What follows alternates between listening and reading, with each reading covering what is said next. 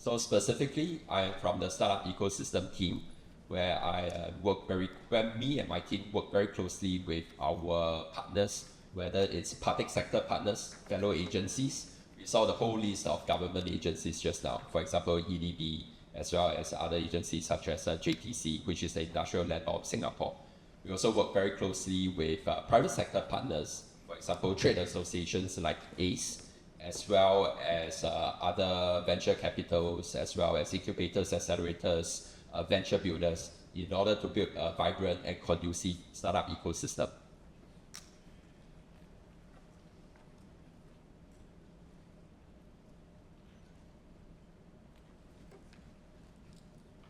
Sorry. Sure. Yes. This thing. So Singapore is situated in the heart of Asia, with good connectivity and good access to quite a number of cities around the region, as well as beyond, to areas like China, Japan, and even beyond. We are also recognized as part in terms of our global rankings in key publications such as that for Startup Journal, Startup Link, and the Global Innovation Index, which was also highlighted just now. Strong IP protection and also strong commitment from government for innovation. Singapore has also multiple free trade agreements with a range of economies. So all these help to contribute towards anchoring and also growing out of Singapore from. We have a vibrant startup ecosystem with more than 4,500 tech startups across a range of areas like healthcare and biomedical, advanced manufacturing, biotech. This is supported by a thriving research and innovation ecosystem, institutes of higher learning, for example, NUS, as well as research institutes such as A-Star. A robust network of capital providers and partners. What I mean by this is venture capitals to invest monies into startups, as well as accelerators, incubators, venture builders, and also we have an active pool of large corporates as well. Many of them have set up regional distribution centers, regional headquarters, or perhaps even their global headquarters in Singapore. So not just to drive their own developments, but they also provide opportunities to co-innovate together with our local ecosystem. There is an increasingly tight funding environment that we have seen across the whole world, not just in Singapore, starting from the 2021-2022 period, where venture capital investments have been drying up. But amidst the tight fundraising environment, Singapore has continued to do well. And we are well positioned in the region where we are leading in terms of new volume as well as new value. There has been growing interest in deep tech startups, with approximately 30% of our venture investments going into those areas. I think some bright spots are in the areas of biomedical, health tech, as well as green investments. We continue to support emerging areas, for example, quantum or advanced materials. So I briefly shared about Enterprise Singapore just now and our mission of growing Singapore enterprises. How we build the startup ecosystem, as briefly mentioned just now as well, is in close collaboration with public as well as private sector partners. What we seek to do then is to grow these key ingredients that are needed for startups to grow. And primarily, these key ingredients are in these 6 different areas, which I'll go to in detail subsequently. So on deepening global connections, we help companies to expand overseas into key hubs. And this is primarily through 2 key programs. The first is the Global Innovation Alliance Program, where we have programs operating in 24 cities worldwide. We work very closely with partners in those cities to accelerate our companies' entries into those cities, being connected to both the tech as well as the business communities. I think some of these nodes are in areas such as Shanghai, whether it's in New York and Sydney, Melbourne. We also have co-innovation programs where both Enterprise Singapore and our foreign counterparts, the funding agencies in the foreign country, both co-fund joint R&D projects executed between companies from both countries. We support companies' innovation through partnership with public and private sector partners. Some of these partners are listed below. First is IPI, who provides innovation advisory and tech scouting services. So companies who have a particular innovation need or wants to chart out innovation roadmap or develop a detailed innovation plan and can approach them for advice. We also have centers of innovation that are set up across a number of our institutes of higher learning. For example, universities or polytechnics. They are very specific and address specific sector needs. For example, we have centers of innovation that are in agri-tech, advanced manufacturing, supply chain management. So what they do is that they support companies in their product development or in test bidding or perhaps in some of the testing activities itself. So the benefits of these centers of innovation is that it's not just providing capabilities in one single domain. For example, if you approach the supply chain management center of innovation, they can potentially tap on the larger capabilities of their host organization, which in that case is Republic Polytechnic, to address broader needs that that company may have. Because as we know, innovation is not just siloed and in one particular very narrow focus area, but there could be needs that may extend perhaps into food or perhaps into other domains. As part of enabling co-innovation, we have also set up this Open Innovation Network. So this is Open Innovation Network is a site which captures the various co-innovation opportunities that Enterprise SG and our partners have managed to develop. So these will be innovation opportunities that arise, say, from public agencies or private organizations. Some of these are listed below. So for example, challenge owners, the problem statement owner is from Croda or from Sunway Group. We also have problem statements that comes from government agencies such as Building and Construction Authority, JTC, Jurong Town Council, opening this up for companies to access to and to co-innovate and develop solutions for.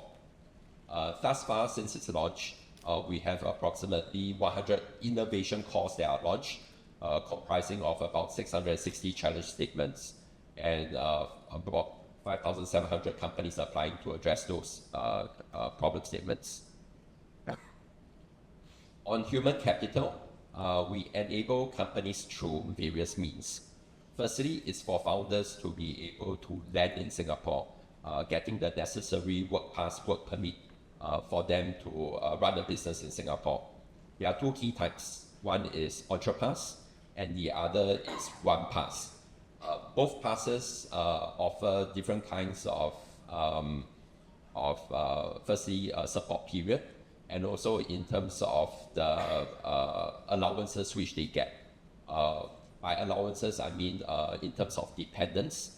So in terms of the number of dependents that they will be able to bring together with them when they anchor in Singapore.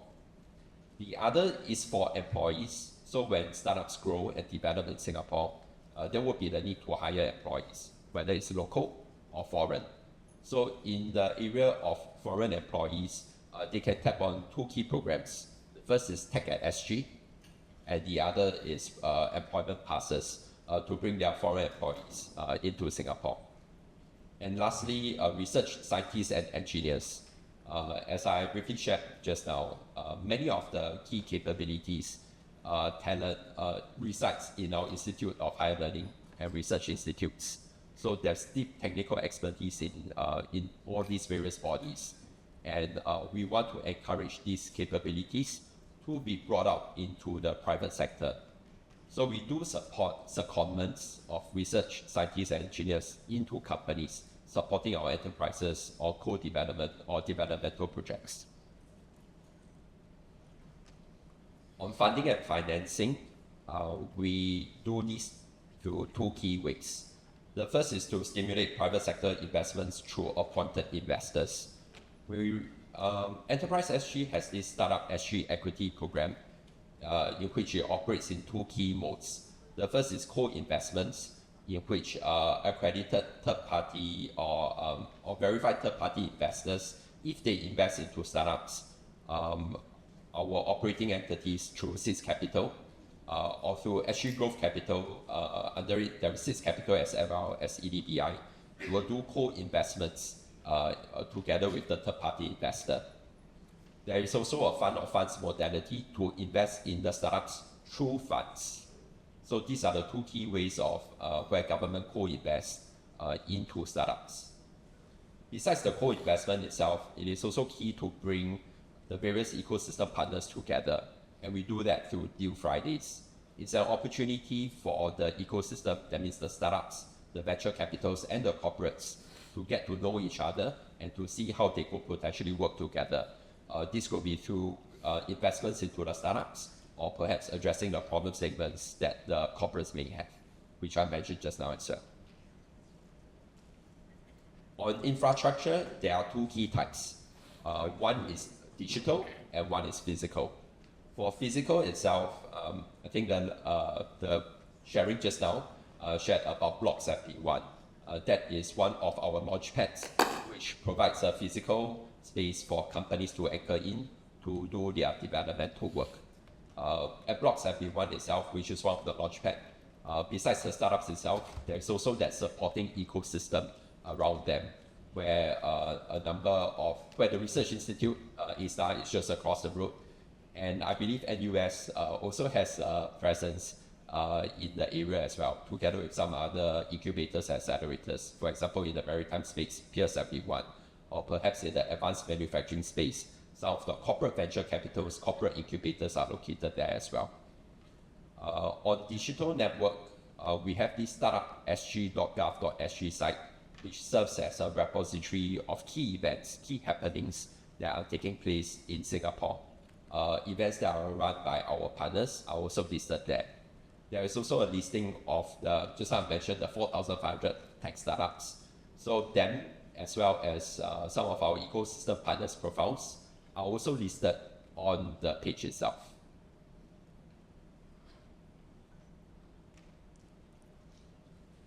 So the last two key areas will be in terms of bring the ecosystem together, not just the local ecosystem, as well as it will be involving the overseas ecosystem as well. So Switch, the Singapore Week of Innovation and Technology, is a key event to do that, where we connect both global and local ecosystems together to create that conversation, create that networking opportunities, and most importantly, it should lead to affirmative action. It should lead to partnerships. So Switch has been held in October over the past few years. This year is also a very special year. It being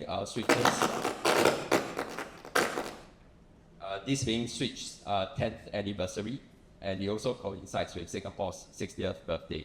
So an extra special celebration for all of us. Switch this year will run from the 29th to the 31st of October. So if any of you are still in Singapore or are in Singapore, welcome you to join us at the event itself.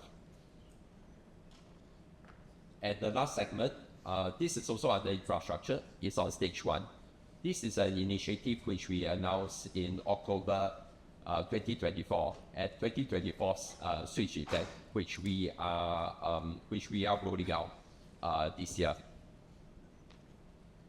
So this is a joint initiative between Enterprise SG as well as EDB, the Economic Development Board, and the operator is the Action Community for Entrepreneurship, or ACE. The goal is to connect local and global communities of startups together, enable foreign startups to land in Singapore. So being new to an ecosystem, for example, foreign startups being new to Singapore, it could be daunting trying to navigate the various agencies, or perhaps getting to know how to start, where to start. So stage 1 seeks to reduce those hurdles and enable startups to soft land into Singapore and to grow and to scale out of into the region and globally. It offers 3 key services. The first is set up an incorporation advisory. So that's where they can connect foreign startups to at least, and local ones as well, if they need assistance, to a whole range of service providers in various areas, For example, whether it be in the area of incorporation, bank account creation, or perhaps even taxation advisory. These are various partners in which ACE, through stage one, will be able to help companies in. They provide sharing on the Singapore startup ecosystem. They also provide business advisories, one-to-one advisories to startups that need the assistance. Capability building for growth is the second pillar of assistance that stage one offers. So this will be through in-residence clinic sessions, or perhaps access to opportunities in fundraising, collaboration, and business matching, connecting them with partners such as accelerators or perhaps government agencies, raising awareness of the various innovation challenges which I highlighted to the startups.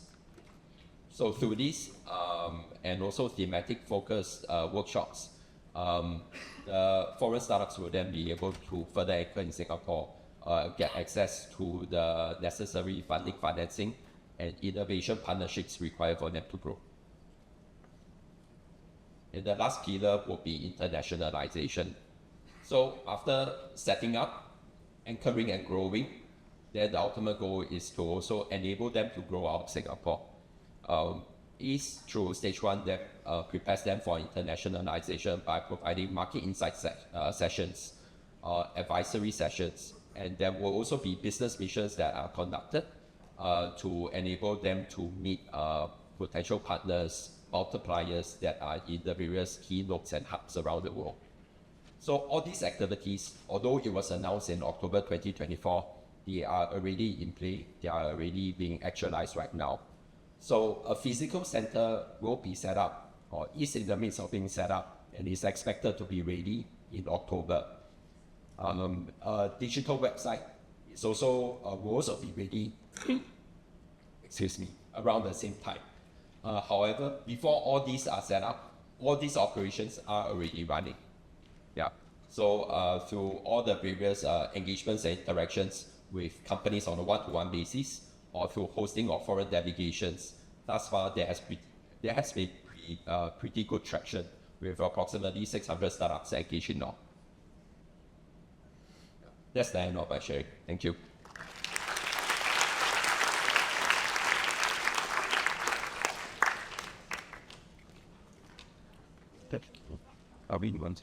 So, are there any questions from the crowd? Okay, you can just stand up and there's a mic station there. Hello, thank you for the talk. Singaporean here, right? So I just want to ask, right? ESG runs OIN, Open Innovation Network. IMDA runs the Open Innovation Platform. What's the difference between? The key difference would be perhaps in the area of the type of challenges that are launched. I don't have specifics of it, but my broad understanding is that the key difference is in terms of the nature of the challenge. But what is clear is that both agencies work very closely together to coordinate in terms of the work to be done. So definitely there wouldn't be any overlaps between the two. Thank you.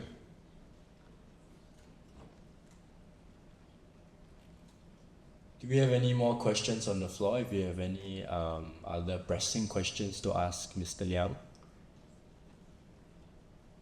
It seems like perhaps you could do it over lunch later. All right. So thank you, Mr. Liang, for your for that engaging and informative session. To me, I think it's inspiring how Singapore's startup ecosystem continues to grow through these strategic partnerships and a lot of strong government support. Yes. So we truly appreciate for you to taking the time to join us here today. Can we please give a round of applause for Mr.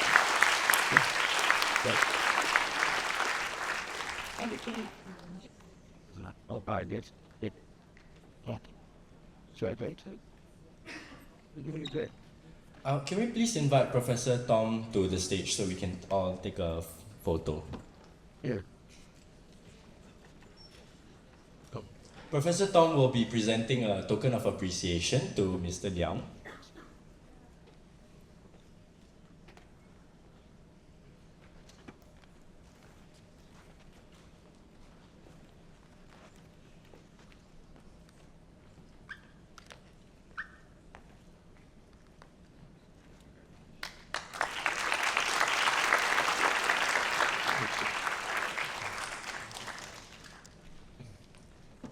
All right, so for startup founders who are looking at